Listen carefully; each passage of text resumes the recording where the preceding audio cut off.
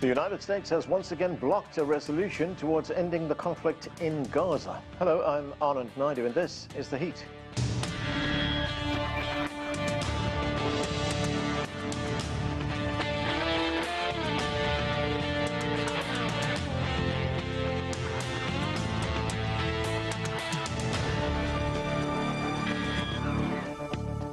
During a United Nations Security Council meeting on Wednesday, Washington cast the sole veto against the resolution, calling for an immediate ceasefire in Gaza.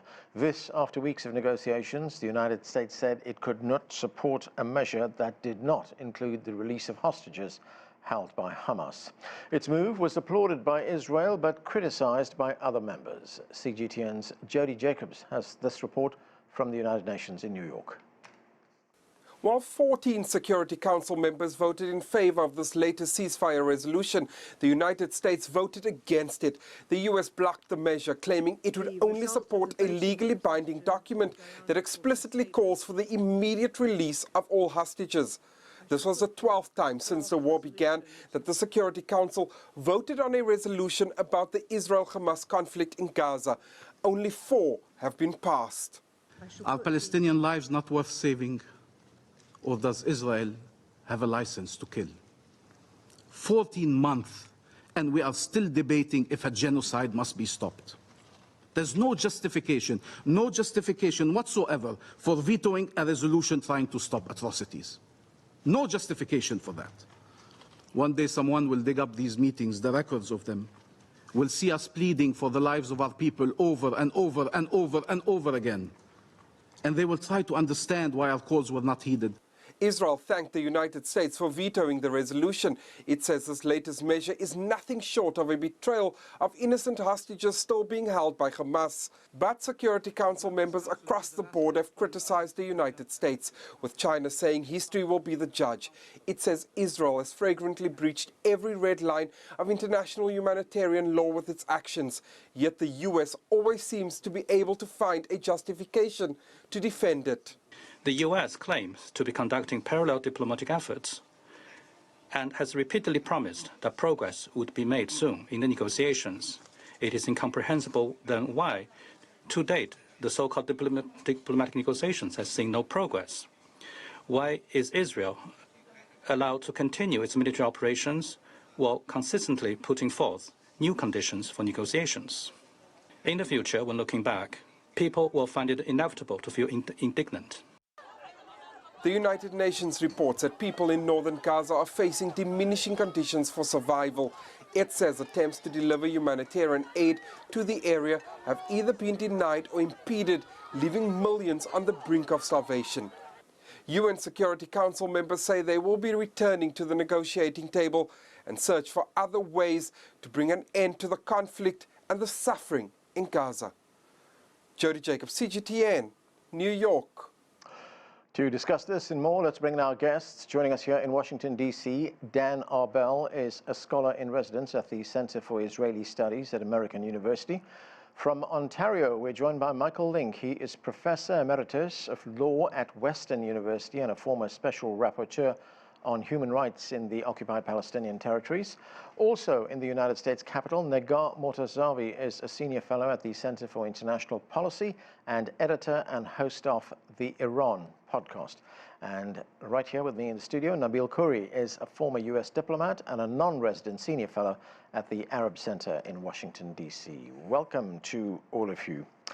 Nabeel, let's start right here in the studio. As we just heard, the United States has vetoed yet another resolution that was meant to bring the violence in Gaza to an end.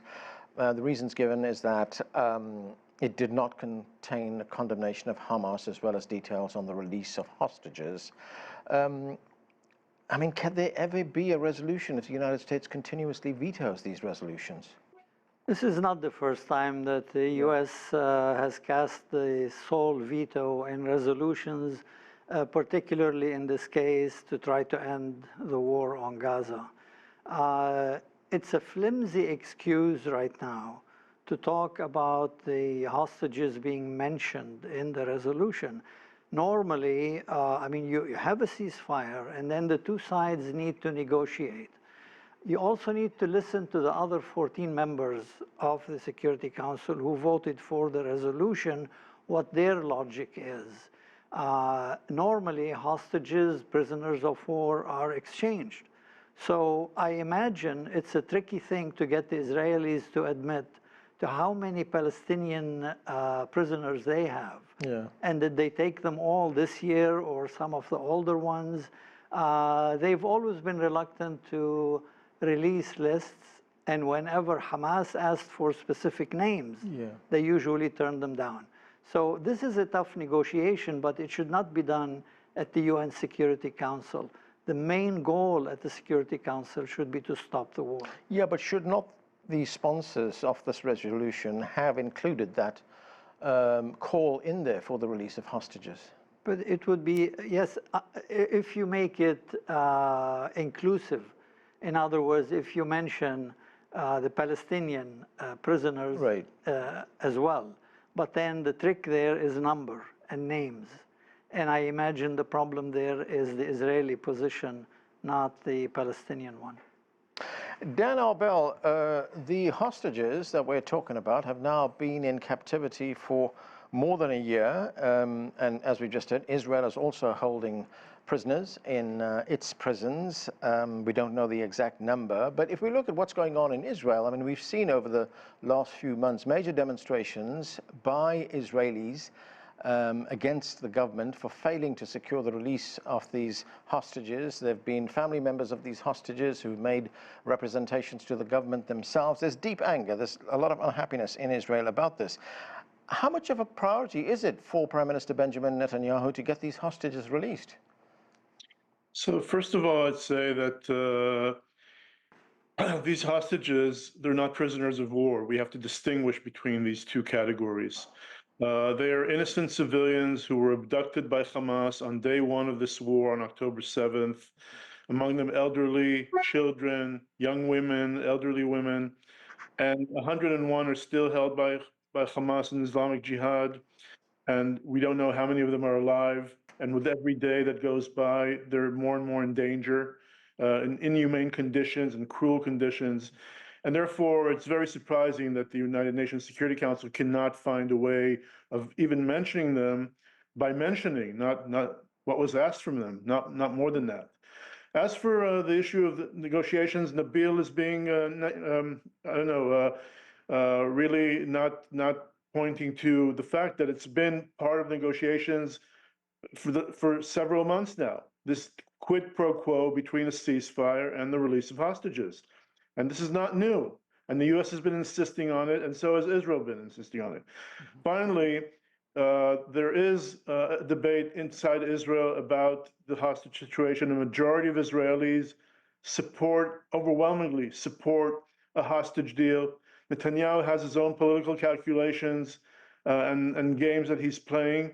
Hopefully now, in the coming weeks, there could be a formula found for the for negotiations to be resolved and reach a point where there's a ceasefire on one hand and the release of hostages on the other hand. Certainly, the issue is still far from being resolved, unfortunately. You want to respond to that very quickly, please? Well, I mean, Dan should know that the horrific conditions of both sides, the Palestinian prisoners, there have been lots and lots of reports, United Nations and other humanitarian organizations, including the rape of male prisoners. And the majority of those taken, at least this year, have been civilian. They have not been Hamas fighters. So there is plenty of abuse on the Israeli side. And I think it's fair to, if you're going to release the hostages, and there was a deal from the very first month of this war, that you should consider how many Palestinians you're going to release. Okay, let me get to Michael Lynk. Michael, good to see you. Well, in the past few days, about a week actually, the United Nations has released yet another scathing report on human rights violations by Israel in Gaza. In fact, the UN Human Rights Chief Volker Turk said that there must be, his words, due reckoning for horrific violations, possible atrocity crimes in Gaza. And this report also warns that if those violations were committed with intent to destroy in whole or in part a national, ethnic, racial or religious group, they may also constitute genocide. What are your thoughts on the report and the fact that it is largely being ignored by the main powers at the UN? First of all, I welcome the comments by Volker Turk. I think his commentary with respect to how international law has been violated repeatedly and seriously, particularly by Israel over the last 13 months and the conduct of their war in Gaza, does amount, as many informed commentators have mentioned, war crimes, crimes against humanity. And of course, we have the interim judgment of the International Court of Justice back in January, when the war was less than 4 months old, that there was a plausible genocide going on. We now have the Pope saying yesterday that he wants to see the international community address the question of whether a genocide is going on in Gaza. As for why international law is not being applied, I think we have to look seriously at the role of the global North, and particularly the United States. We've been talking about why the United States just vetoed yet another resolution today calling for a ceasefire. And let me correct what's been going on. The ceasefire did call for the immediate release of the hostages. The United States veto of the resolution is puzzling in light of their comments and the actual text of the draft resolution that was vetoed. And this is the 6th time that the U.S. has vetoed a resolution.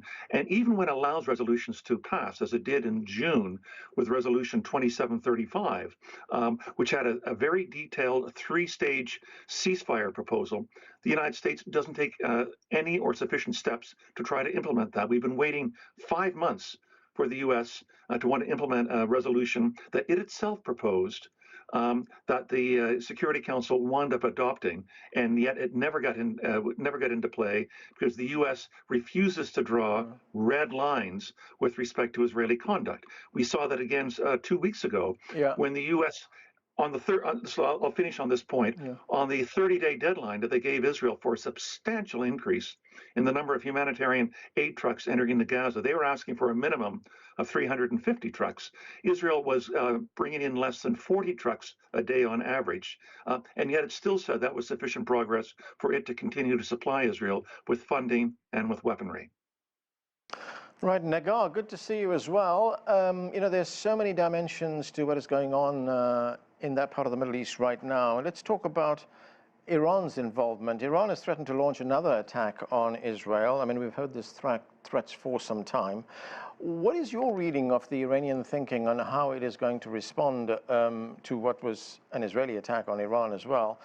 And to what extent will Iran's thinking factor in the fact that there's soon going to be a change of administration here in Washington? And I'm good to see you too, and everyone else. So the Iranians have been watching U.S. elections very carefully, and I think there was a wait and see, and now there's a hold off until the change of administration. If there was any hope for the lame duck president, Joe Biden, to make any change in the course of war, I think today the veto at the UN Security Council, and also we saw reporting of the White House lobbying in the Senate against senators who were voting for the bill today to ban sending offensive arms to Israel, including almost 24 Democratic senators, which the Joe Biden White House was trying to lobby to stop the ban, essentially, from passing in the Senate. I don't think there's much hope in this administration actually delivering a ceasefire, and this is something that not just the Iranians, but the entire region is seeing. We also saw how other Arab Americans essentially helped deliver the presidency in the election to Donald Trump because he sort of presented himself as a candidate of peace. He also promised to have a deal with Iran to not have war and sort of bring about negotiations. And so all of these are talking points so far, only talking points that in Tehran have been watched and across the region. Now, as far as Iran and Israel, I think Iran has shown a serious level of restraint in the past year, despite the first round of Israeli attacks on its consulate in Syria, when the Iranians responded sort of with a warning shot. The second time, the assassination of Ismail Haniyeh in Tehran, the assassination of the Iranian commander in Beirut together with the Hezbollah commander by the Israelis. Again, another retaliatory attack by Iran, but still designed in the form of a warning shot, essentially, from their viewpoint, establishing deterrence or re-establishing red lines without really escalating this tit-for-tat into full-on war between Iran and Israel. I think that's something Tehran has been trying to avoid. It seems like the Biden administration has also been trying to avoid getting pulled into direct war with Iran, or essentially supporting or helping or aiding Israel in engaging in direct war with Iran. But I think the red lines for the administration have moved. And the kind of support we saw the administration provide the Israelis in October with the THAAD missile movement, transfers, and delivery to Israel was different than the red line we saw back in April, when they made it clear that they won't participate in their attack, the Israeli attack on the Iranians. So I think these are volatile times. The lame duck period of Joe Biden, some here in the U.S., I guess the anti-war lobby was hoping maybe this lame duck would be a period that he would use more towards this ceasefire, but I don't think that hope still exists after what we saw today. And so everyone in the region is preparing, including the Iranians, sort of to balance the deterrence without escalating the war further and into Iranian soil. Nabeel, as I said, there are many dimensions to this, many fronts in this conflict. Let's talk about what's going on in northern Israel and southern Lebanon. Israel says that it has largely achieved its military aims as far as Hezbollah is concerned, or for that matter, the threat posed by Hamas in Gaza. Yet we continue to see Hezbollah rockets going into northern Israel. Hezbollah's top political leadership, as well as its military leadership, has been killed by Israel. Some of them. But does Hezbollah still pose a threat? Hezbollah has mainly been on the defensive. On the ground, they're engaging Israelis inside Lebanon, not in the territories. The main thing that one needs to know, when we say that they've achieved their goal, the Netanyahu government has not achieved all its goals. This is why the U.S. has vetoed this UN resolution, because their goals, in Gaza at least, are to vacate at least the northern part of Gaza from its Palestinian inhabitants and to level the land and start settling it. There are ministers in this government, the right-wing ministers, who wish to do the same in South Lebanon. So weakening Hezbollah is a big achievement for Israel, for the Netanyahu government. But I don't think they're done. I mean, Hezbollah has been firing rockets, yes, but they have been firing rockets. They have been killing people in central Beirut, not just in the southern suburbs. The southern suburbs have practically been leveled. I mean, there is no military justification to continue bombing residential areas. I know the southern suburb of Beirut. I have friends who live there. These are densely populated areas, all residential buildings. To the extent that there were any military targets, they've already been taken care of. So this tells me that the Netanyahu government still has not achieved what it really wants to achieve in Lebanon. Dan Arbell, what are your thoughts on that? You know, we talked a few weeks ago about this, and I remember you telling me that the Israelis, the military leadership in Israel, feel that they have largely achieved their objectives as far as Hezbollah and Hamas were concerned. And that's why we were hearing talk at that time, and even more recently, about the possibility of a ceasefire agreement between Israel and Hezbollah. But what is the situation?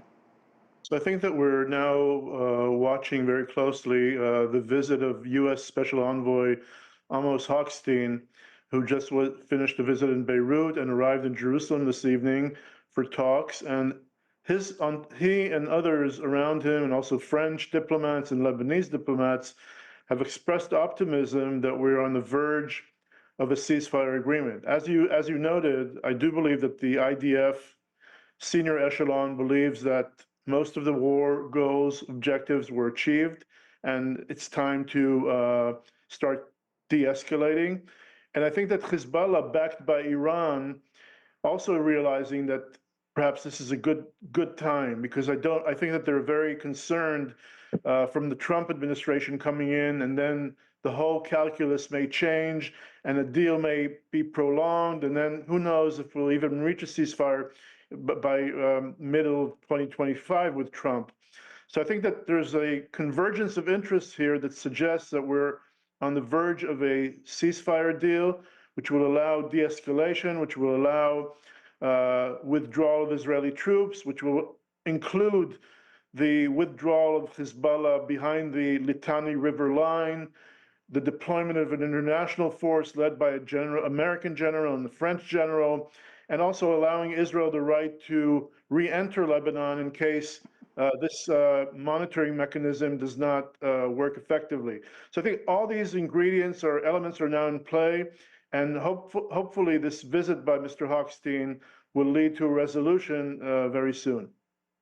Negar, the Iranian government said that it will support any decision that's taken by the Lebanese government insofar as a ceasefire is concerned. But how far is Iran prepared to go? Would it be prepared to accept the creation of a buffer zone in southern Lebanon?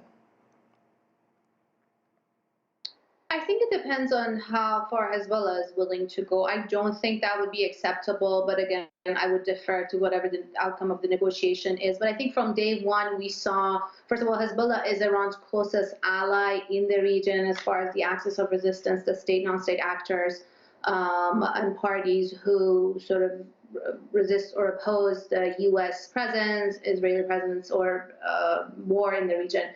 But as far as what is acceptable, I think both on Hamas and also on Hezbollah, the Iranians have publicly and privately made it clear that they would go along with whatever the terms of their own deals and ceasefire has been.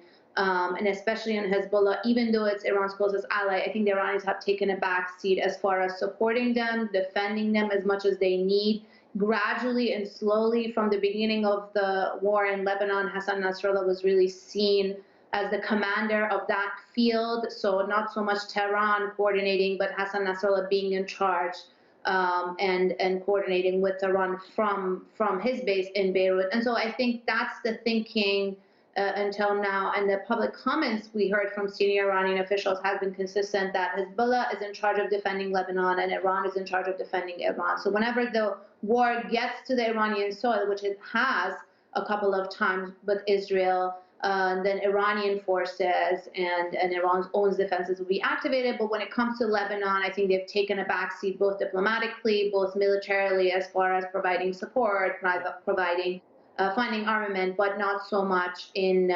interfering the outcome of these negotiations and the terms of the ceasefire. Right. Michael Lynk, there was some comments by the Palestinian political analyst Hassan al-Khatib. He was talking about the incoming Trump administration and how that could change things in this conflict, in that region as a whole. Let's listen to some of what he had to say. The general sentiment among Palestinians is that the election of Donald Trump will be a setback for the Palestinian cause. This belief is based on two factors. First, the experience from Trump's previous term, during which he demonstrated significant bias towards Israel. Second, the appointments he made, including that of the future U.S. ambassador to Israel. So, Michael, what's your assessment? If you look at what Donald Trump did in his first 4 years, where he moved the American embassy to Jerusalem, he recognized the illegal Israeli claim for annexing the Syrian Golan Heights. He ended the Palestinian Authority's representation in Washington. He closed the American consulate in East Jerusalem. He cut off funding to UNRWA.